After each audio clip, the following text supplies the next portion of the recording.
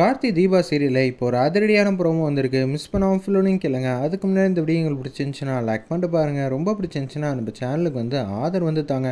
இப்போ ஃப்ரண்ட்டில் வந்து வரவே மாட்டேங்குது நம்ம போடுற வீடியோலாம். அதனால் நீங்கள் லைக் பண்ணிட்டு பார்த்தீங்கன்னா யூடியூப் வந்து ரெக்கமெண்ட் பண்ணோம். அதனால தான் லைக் பண்ணுங்கன்னு கேட்குறேன். வீடியோ பிடிச்சிருந்துச்சுன்னா லைக் பண்ணிட்டு கண்டினியூவாக பாருங்கள். ஐஸ்வர்யா வந்து தந்திரமான முறையில் திட்டம் போடுறாங்க. கோயிலுக்கு போனால் மட்டும்தானே இவங்க எல்லோரும் வந்து சந்தோஷமாக வந்து அந்த ஃபங்க்ஷனை வந்து நடக்கும்.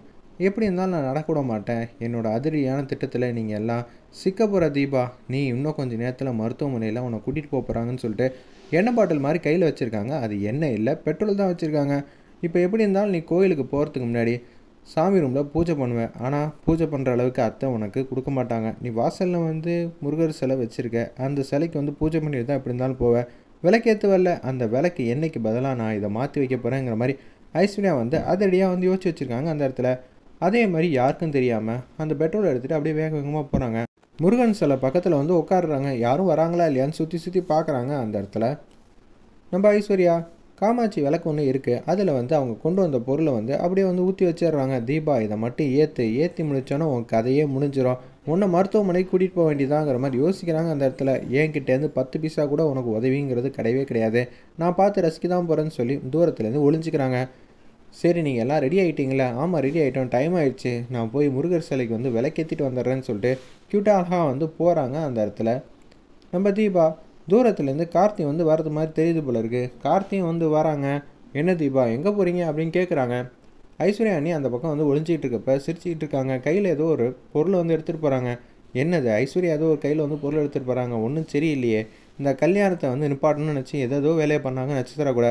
அது செய்ய முடியல. இப்போ தாலி பிரிக்கிற கோக்குற ஃபங்க்ஷன் கூட நடக்குமா? ஒன்றும் புரியலங்கிற மாதிரி யோசிச்சுட்டு இருக்காங்க நம்ம கார்த்தி. எங்கே போகிறீங்கிற மாதிரி கேட்குறாங்க. அந்த இடத்துல தீபாட்ட இது மாதிரி சாமிக்கு வந்து விளக்கேற்ற போகிறேன். அப்படிங்களா? சரி போங்க போங்கன்னு சொல்லி கார்த்தி வந்து அனுப்பிச்சி வச்சிடறாங்க. அண்ணி ஏதோ ஒரு பொருள் எடுத்துகிட்டு போனாங்களே, என்னவா இருக்கும்? பின்னாடியே வந்து ஐஸ்வர்யாவுக்கு தெரியாமல் ஃபாலோ பண்ணிட்டு போகிறாங்க. ஏதோ ஒரு ரூம் பக்கம் போய் அந்த பெட்ரோலை வந்து ஒழிச்சு வைக்கிறாங்க. அதே மாதிரி கார்த்தி வந்து அவங்க போகிற வரைக்கும் வெயிட் பண்ணுறாங்க. ரூம் விட்டு போனதுக்கப்புறம் தீபா இன்றைக்கி உன் கதை முடிய போகுதுங்கிற மாதிரி மனசில் வந்து நினைக்காம கார்த்திக் அதில் கேட்கணுன்னே சத்தமாக வந்து பேசிட்டாங்க போல இருக்குது. தீபா கதை முடிய போதா? இவங்க ஏதோ ஒரு பொருளை எடுத்துகிட்டு போனாங்க. அப்போனா அது மூலியமாக தான் தீபா வந்து விளக்கேற்றணும்னு நினைக்கிறாங்க. ஃபஸ்ட்டு அது என்ன பொருள்னு கண்டுபிடிப்போம். அப்போ தான் வந்து எதுவாக இருந்தாலும் தீர்மானமாக செய்ய முடியும்னு சொல்லி கார்த்தி வந்து அந்த பொருளை வந்து தேடுறதுக்காக அந்த ஸ்டோர் ரூம்குள்ளே போகிறாங்க. ஒரு பக்கம் வந்து தீபா வந்து சாமி கும்பிட்டுட்டு இருக்காங்க. நீங்கள் கொடுக்குற வாழ்க்கை தான் எனக்கு ரொம்ப சந்தோஷமாக இருக்குது. இப்போ நான் விளக்கேற்ற போகிறேன்னு சொல்லி ஒரு தீப்பெட்டி எடுத்துகிட்டு வந்து இது மாதிரி பண்ணுறாங்க. இருந்தாலும் வந்து தீக்குச்சி தான் உடையுது தவிர அங்கே வந்து பற்ற மாட்டேங்குது. அந்த இடத்துல என்ன ஆச்சு இன்றைக்கின்னு பார்த்து? என்ன முருகா என்ன சோதிக்கிறியாங்கிற மாதிரி யோசிக்கிறாங்க. 10 குச்சி கிட்ட வந்து ஒன்று ஒன்றா பண்ணுறாங்க. எதுவுமே வர மாட்டேங்குது. அந்த இடத்துல ஒரு பக்கம் கார்த்தி வந்து அந்த பொருளை வந்து பார்த்துட்டாங்க. பார்த்து முடிச்சு ஸ்மெல் பண்ணி பார்த்தா என்னது மனசாட்சியே இருக்காது இதுக்கெல்லாம். இதெல்லாம் வந்து மனுஷ பிறவியாகவே சேர்த்துக்க முடியாது. தீபா தானே விளக்கேற்ற போகிறாங்க. தீபாங்கிற மாதிரி வேக வேகமாக ஓடுறாங்க. அந்த இடத்துல கார்த்தி வந்து ஓடி வந்துக்கிட்டு இருக்காங்க. தீபாவை நேரடியாக பார்க்குறாங்க. ஒரு 30 அடி டிஸ்டன்ஸ் இருக்கும் போல இருக்குது. அப்போன்னு பார்த்து மேட்ச் பாக்ஸில் இது மாதிரி பண்ணுறாங்க. நெருப்பு வந்து வருது. விளக்கேற்றலான்னு சொல்லி கிட்டக்க வரப்போ கார்த்தி வந்து அப்படியே அந்த நெருப்பு குச்சியை தூக்கி போட்டுட்டு அப்படியே வந்து அவங்கள கட்டி பிடிச்சி ரோல் பண்ணுறாங்க. அந்த இடத்துல க்யூட்டாக அழகாகவே இருந்துச்சுன்னே சொல்லலாம். இது எல்லாம் மாடியிலேருந்து வந்து ஐஸ்வர்யா வந்து பார்க்குறாங்க. எப்படா அது கார்த்திக்கு தெரிஞ்சிச்சு? அச்சச்சோ அப்புறம் பெரிய பிரச்சனையாக்கிடுவானேங்கிற மாதிரி யோசிக்கிறாங்க. இது வந்து லீக் ஆகிறதுக்கு வெளியில் வாய்ப்பே இல்லையே, என்ன நடந்திருக்குங்கிற மாதிரி யோசிக்கிறாங்க. அந்த இடத்துல எல்லோரும் வந்து பார்க்குறாங்க.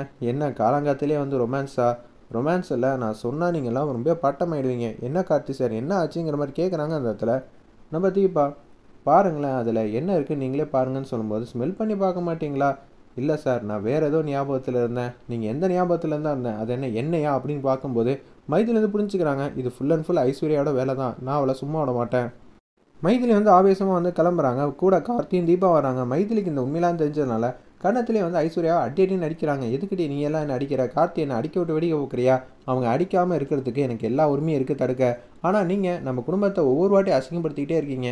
ஏற்கனவே அவர் வச்சிருந்த பணத்தை வந்து 5 லட்ச ரூபா நீங்கள் தான் திருடுனீங்க. நான் காப்பாற்றி கொடுத்தேன். நேற்று என்ன சொன்னேன்? தேவையில்லாமல் சிலந்தி வலையில் இருக்கிற மாதிரி ஆபத்தில் சிக்காதீங்கன்னு சொல்கிறேன். நம்ம குடும்பம் மான மரியாதை போகிற அளவுக்கு இது மாதிரி பண்ணுறீங்களே. எனக்கு கூட தான் ஆசை உங்களை அடிக்கிறத என்னால் தடுக்க முடியலன்னு. ஆனால் கடைசியில் என்ன பண்ணுறது? அதுக்கு சொல்கிற அளவுக்கு நம்ம குடும்பத்துப்படி நீங்கள் நல்லவங்களாக நடந்துக்கிறீங்களா? இன்னொரு வாட்டி தீபா மேலே ஏதாவது பழி போட்டுக்கிட்டு இருந்தேன்னு வச்சுக்கிங்க, அவ்வளோதான். இவ்வளோ போய் உங்கள் அம்மா வந்து நம்பிக்கிட்டு இருக்காங்க முட்டாள்தனமா. அது இவங்களோட பலம். நம்மள நம்பாமல் இருக்கிறது நம்மளோட பலவீனம். அவ்வளோதான் சொல்ல முடியும். அந்தளவுக்கு அவங்க மனசை வந்து மாற்றி வச்சுருக்காங்க. என்ன சொல்கிறீங்கன்னே தெரில கார்த்தி. இந்த விஷயத்த வந்து அபிராமியை மட்டும் சொல்லிடலாம். இப்போ சொன்னால் இந்த ஃபங்க்ஷன் வந்து தேவலாம் நடக்கிறதுல தடைப்படும். அதனால் இப்போ சொல்ல வேணாம்.